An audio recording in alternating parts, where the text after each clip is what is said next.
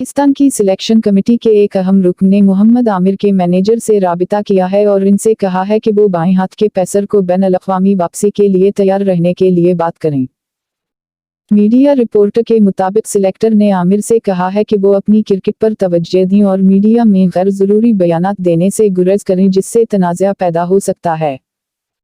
Report में मजीद कहा गया है कि इन्हें जल्द ही अपनी रिटायरमेंट वापस लेने के लिए कहा जाएगा, इसलिए इन्हें इस वक्त तक प्रैक्टिस जारी रखने और खुद को फिट रखने की ज़रूरत है।